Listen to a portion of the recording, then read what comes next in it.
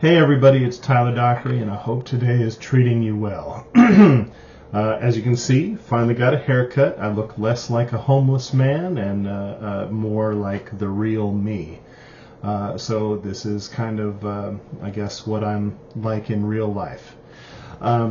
So today we're moving on with the 30-day challenge, and today we're on day 7, getting out of your comfort zone and where are you going to be in 5 years. So, first of all, I guess I want to talk about getting out of your comfort zone. What does that mean to me, and what is that like? As a person who works in digital media, graphic design, web design and development, artificial intelligence, video game development, coding, all of that content really falls into particular niches, and they have a lot of adjustment that goes back and forth. But what is it like to get out of your comfort zone? Doing this is something that gets me out of my comfort zone. If you want to expand and learn and grow, you can't do the same thing all day, every day. And this is something that I tell a lot of my students, is that when someone gives you flack, when someone tells you you've made a mistake and they point out how you can do it better, it's super easy to take that as a serious problem and be angry at the person who told you. But actually, that is a really great opportunity to learn and grow. When we find that someone tells us you've made a mistake and here's how you fix it for next time, it's real easy to say that's your fault. That's somebody else's idea of what's right and wrong. We don't ever want to point the blame at ourselves. And so part of getting out of your comfort zone early on is to understand you may not know everything about what you're going to do, and you're not going to be the best right away. Which is why this challenge is 30 days long instead of like the 2-day challenge. And so getting into this idea, working in these fields, I have to learn about something and go and figure out how it works and talk to people and try it out and see what goes where and how it works out before I can come to know what it is I'm trying to do, and then how I can meet that standard, or, if preferable, exceed that standard. So getting out of my comfort zone is something that is part of my everyday life, and it's difficult, it's hard, but for a lot of my students, I tell them, don't get satisfied with what you know. Don't be satisfied with where you are. When you're young, ambition is a great thing. Because people who are satisfied with where they are and what they know and what they're doing become complacent. They like it. They don't want to change. Everything is fine. And as soon as they become complacent, they become stagnant. If you don't want to change, then you never change. And as soon as you become stagnant, you become a mediocre talent. And no one wakes up in the morning wanting to be a mediocre talent. Boy, I hope at least 50% of the people I meet are better at me than me at anything that I want to talk about. Which is actually pretty accurate. Nobody's above average in everything. But nobody gets out of bed in the morning wanting to be a mediocre talent.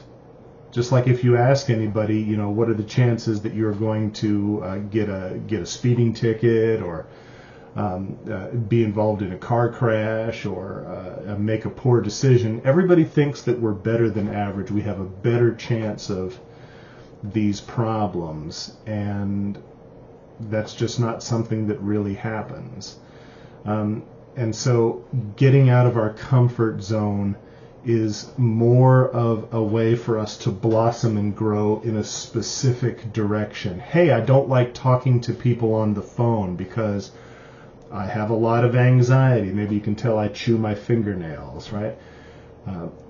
Having a job where I had to call people on the phone often left me with heart palpitations or breathing heavy and hard to catch my breath, but I knew as soon as I was done, I just had to call another person. I used to work for a company called All About Beer magazine, and I had to call up people who made a product and say, hey, can you send us free beer so that we can taste it and write about it in our magazine?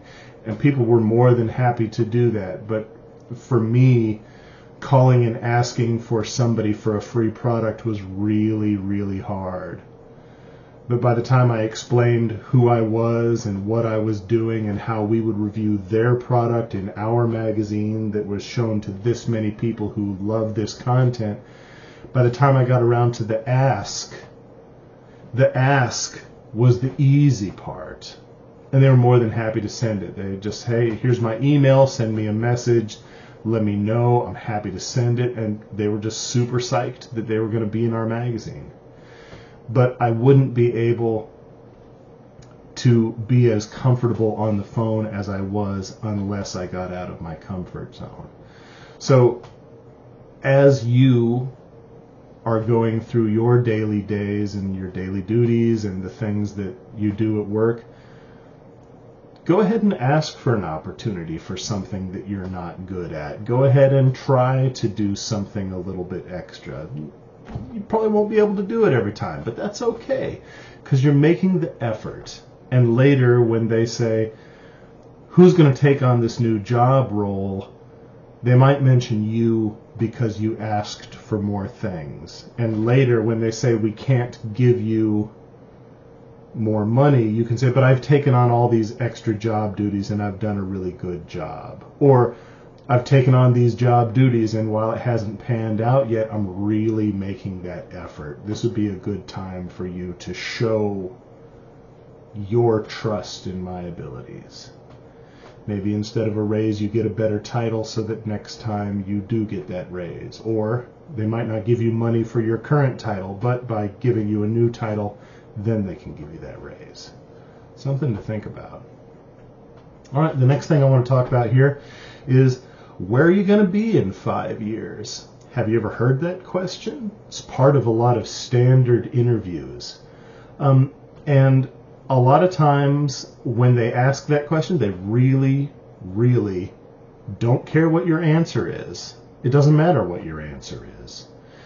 Because when you get down to brass tacks about what they're asking, what they're really asking is, do you have a plan for the future? And if you do, what is it?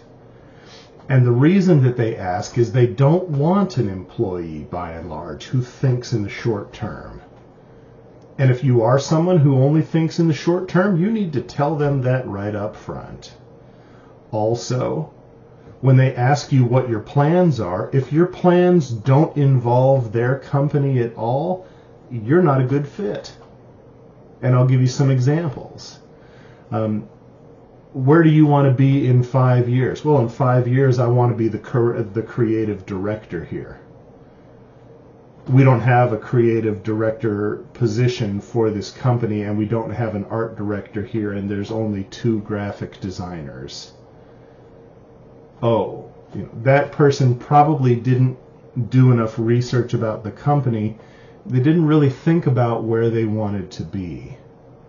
Another option that could pop up in there, where do you want to be in 5 years? I don't know, I never really thought about it. That's someone who doesn't really think about where the company is going. Where do you want to be in 5 years? Well, I'm glad to be here in this call center. I'm really excited about Windows products. In 5 years, I want to be a director of a minor movie.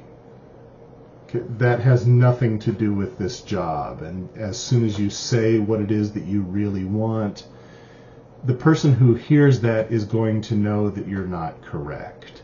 So for many students, they're probably going to take the same tack that I took. When I got out of college, people asked me, where do you want to be in 5 years? And I was very honest. Said, within the next 2 years, I want to be steeped in the design industry. I want to be thinking about it every day when I get up. I want to come to work and I want to have my head down, doing creative projects and feeling really happy about where I am and what I'm doing. And when I go home at the end of the day, I want to relax, but I want to be able to look at pieces of design that excite and entice me. And if that means that I have to go out to museums and things like that, if I have to go to movies, that's all part of my mix. But that's just 2 years. In the 3 years following those next 2 years, I want to move up into a graphic design position where I am doing creative work all day, every day. And it's okay if I reach that goal sooner than 5 years. You just let them know what it is that you really want to do. If you have an unrealistic decision, that's a problem. So sometimes if you see this tack, you can take an even different tack. Where do you want to be in 5 years? I actually don't have a 5-year plan. I have a 7-year plan. Oh, tell me about that. The idea that you might have a plan that's bigger and more expansive than what it is they're looking for usually just knocks them right out of the seat. And it was crazy when I did it, and I got some pretty serious notice over it. You usually say, within the first year, I don't even want to change a light bulb. I want to find out everything that goes on here, how everybody does it, who's the best, how do they do what they do. I want to be in that spot. Then in the years 2 through 5, I want to join your team and excel through the ranks. And by the end of 5 years, if I'm not already in a position where I'm leading a team, I want to be considered. But between years 5 and 7, I really want to find myself pushing the envelope towards leadership within your company. I want to stay here. I chose your company on purpose, and I really want this job.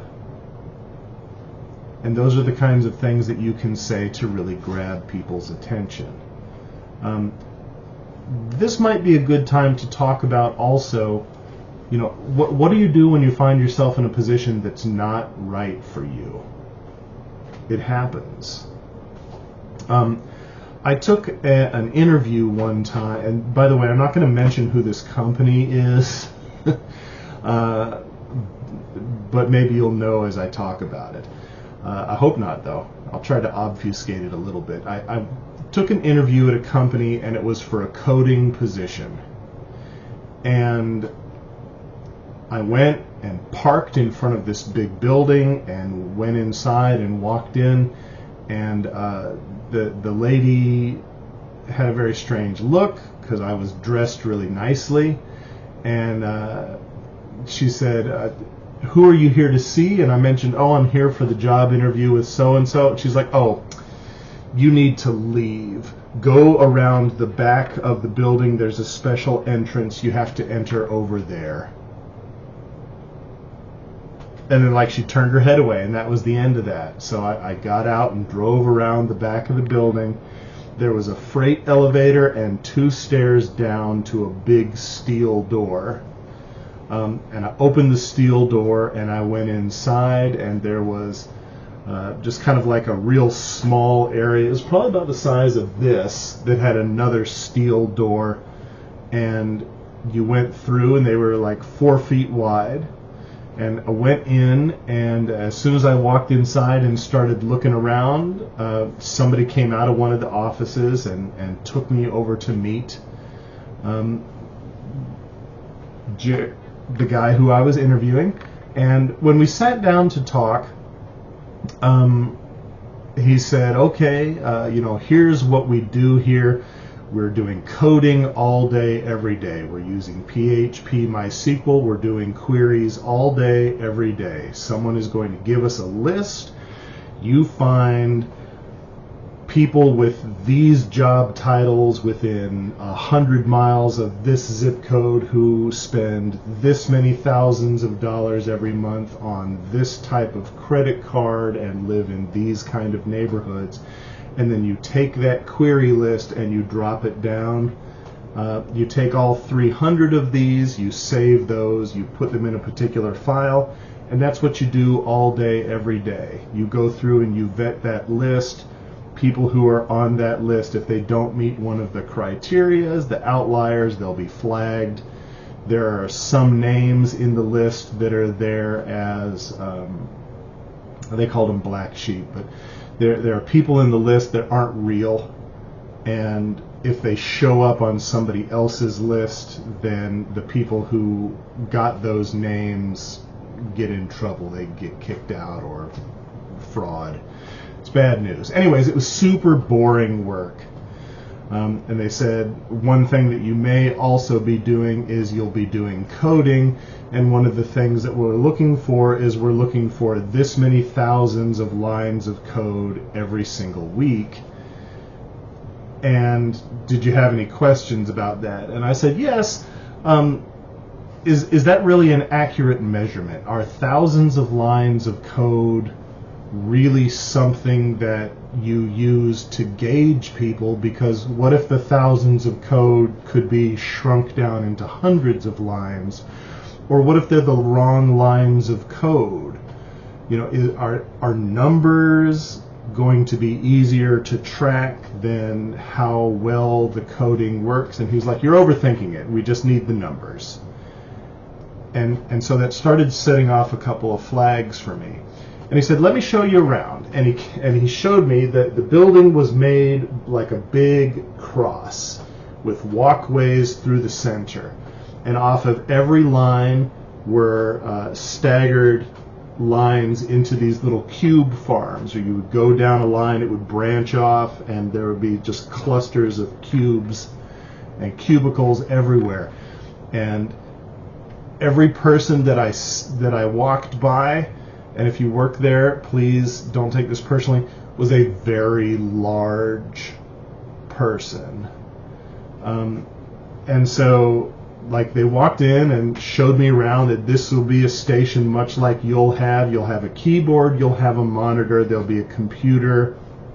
The computers have to be up on top of the desk, because if there's a spill, water is the enemy of electronics, and it'll just go down and short out your material. So always keep everything up on top of your desk. And they walked me around, and then everywhere that the cross beams went to the outside wall of the facility, there were 2 refrigerators and a table. So they're all over.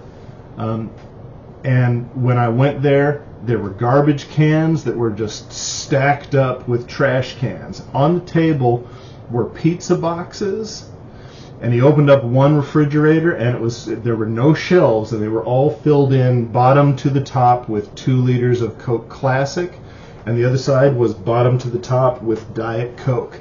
And on the tables they had 8 large pepperoni pizzas and 8 large cheese pizzas, and every 4 hours pizzas were delivered, and every day they restocked the fridges. They had some people who came through on a couple of hours, but basically every single day when you came to work, there was always food. It was always pizza. It was always 2 liters of drinks, and they were re-upped and added to every 4 hours. So he said, you might get here and there's no food at all. You might come here and there's 16 boxes of pizza. You just kind of take what you can take. And so they talked with me, and they said, okay, here's the job. It's going to pay $126,000 a year, and you work anytime you want. If you want to come in at 2 o'clock in the morning, you come in and start your work at 2 o'clock in the morning. If you want to leave at 11 o'clock in the afternoon, you leave at 11 o'clock in the afternoon. You can work whenever you want, as long as you want, as long as you are coding for 80 hours a week. And so I started to think about it, and I was like, okay, I'm gonna want to have some time. I got to talk with my wife about this. And he said, no problem. We do not have health insurance, but we do have these packages for gym memberships, because gym memberships, people who work out at gyms actually have better overall health. And then they had dental and vision packages, but not health insurance. And so I started to walk around the edge to get on my way out of the building, and I just realized that I would have to be away from my home 16 hours a day, 5 days a week. I would always be sitting. There would be a requirement for the number of lines of code that I had, whether they were good lines or bad lines. And I would be eating pepperoni pizza all day, every single day, drinking Coca-Cola all day, every single day, with no health insurance. And at the end of it all, I had to turn that job down because it wasn't right for me. I'm already 260 pounds. I don't need to be a 350 pound guy sitting stuck in a cubicle in the basement of a building where the employees are not even allowed to come in through the front door, that the coders have to go in the back, that hopefully I might not ever get so big that I have to take a freight elevator down 3 stairs to get into a building. But I just couldn't do it. It wasn't for me. There have been a couple of times when I really did want that money, and I was kicking myself for not doing it, but my health is more important. So that's a little line of getting outside of your comfort zone and deciding what's right for you and what's not right for you. So we're a week into this journey. I really appreciate any thoughts that you have. Please give me a comment below. Give me a thumbs up. Hey, the haircut looks nice. Thumbs down. What happened to Thor? I don't like these topics. Could you talk on something else? Just please continue. I'm really enjoying all the feedback that I'm getting. It's helping me on this journey, and I really do appreciate it. I will do my best to answer every single person who reaches out to me, and I want to thank you very much. Please consider subscribing. You can follow me on my journey. In the doobly-doo below, I will list out a link where you can go to get the Google Sheet and do your own 30-day challenge. There are people who are selling this for $400. Just take this list and use it. Again, this is all something that has been given to me. I've made it. I'm going to turn around and give it to you. Thank you very much. Please have a great week, and by all means, design your future.